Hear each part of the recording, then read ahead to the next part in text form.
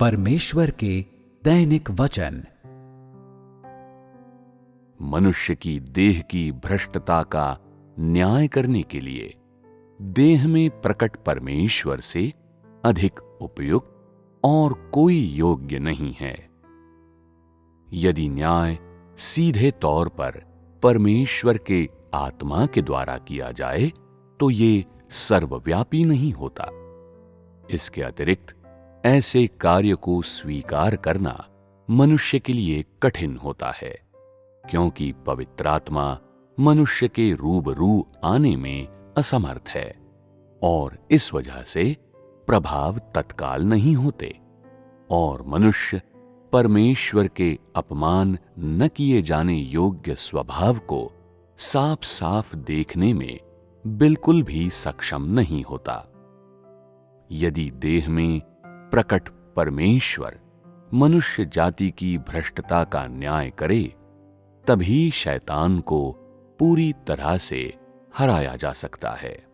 मनुष्य के समान सामान्य मानवता धारण करने वाला बनकर ही देह में प्रकट परमेश्वर सीधे तौर पर मनुष्य की अधार्मिकता का न्याय कर सकता है। यही उसकी जन्मजात पवित्रता और उसकी असाधारणता का चिन्ह है।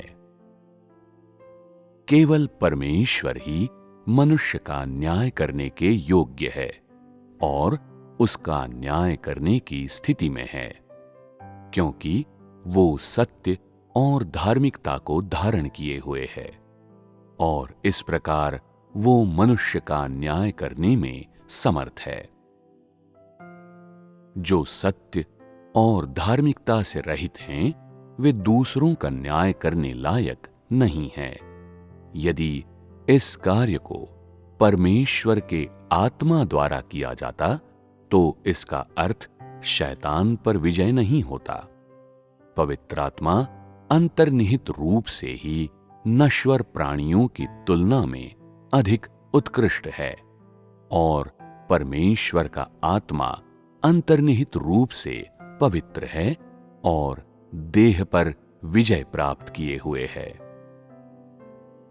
यदि पवित्र आत्मा ने इस कार्य को सीधे तौर पर किया होता तो वो मनुष्य की समस्त अवज्ञा का न्याय नहीं कर पाता और उसकी सारी अधार्मिकता को प्रकट नहीं कर पाता, क्योंकि न्याय के कार्य को परमेश्वर के बारे में मनुष्य की धारणाओं के माध्यम से भी कार्यान्वित किया जाता है और मनुष्य के अंदर कभी भी पवित्र आत्मा के बारे में कोई धारणाएं नहीं रही हैं। इसलिए पवित्र आत्मा मनुष्य की अधार्मिकता को बेहतर तरीके से प्रकट करने में असमर्थ है। वो ऐसी अधार्मिकता को पूरी तरह से उजागर करने में तो बिल्कुल भी समर्थ नहीं है। देहधारी परमेश्वर उन सब लोगों का शत्रु है जो उसे नहीं जानते। अपने प्रति मनुष्य की धारणाओं और विरोध का न्याय करके वो मनुष्य जाति की सारी अवज्ञा का खुलासा करता है। देह में उसके कार्य के प्रभाव पवित्र आत्मा के कार्य की तुलना में अधिक स्पष्ट होते हैं। इसलिए संपूर्ण मनुष्य जाति के न्याय को पवित्र आत्मा के द्वारा सीधे तौर पर संपन्न नहीं किया जाता, बल्कि ये देहधारी परमेश्वर का कार्य है। देहधारी परमेश्वर को मनुष्य देख और छू सकता है और देहधारी परमेश्वर मनुष्य पर पूरी तरह से विजय पा सकता है। देहधारी परमेश्वर के साथ अपने रिश्ते में मनुष्य विरोध से आज्ञाकारिता की ओर, उत्पीड़न से स्वीकृति की ओर, धारणा से ज्ञान की ओर और तिरस्कार से प्रेम की ओर प्रगति करता है।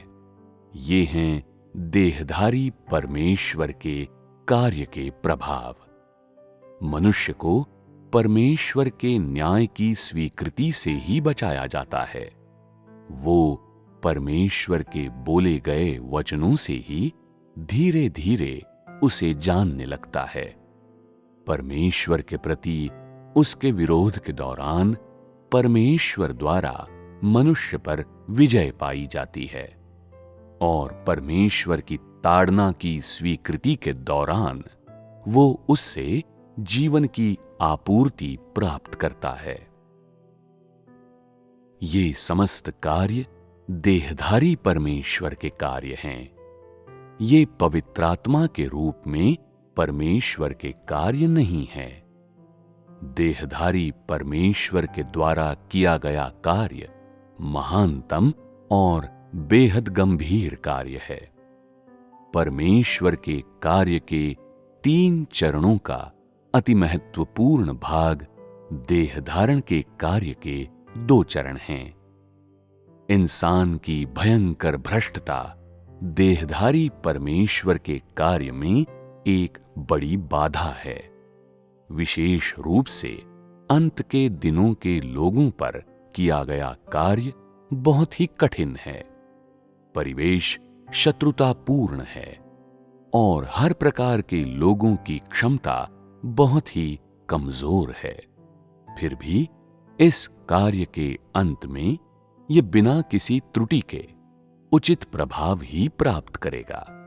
ये देह के कार्य का प्रभाव है और ये प्रभाव पवित्रात्मा के कार्य की तुलना में अधिक प्रेरक है।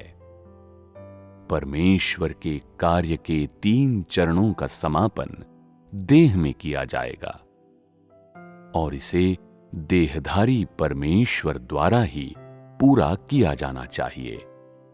सबसे महत्वपूर्ण और सबसे निर्णायक कार्य देह में किया जाता है और मनुष्य का उद्धार व्यक्तिगत रूप से देहधारी परमेश्वर द्वारा ही किया जाना चाहिए। हर इंसान को यही लगता है कि देहधारी परमेश्वर इंसान से संबंधित नहीं है, जबकि सच्चाई ये है कि देह पूरी मनुष्य जाति की नियति और अस्तित्व से संबंधित है।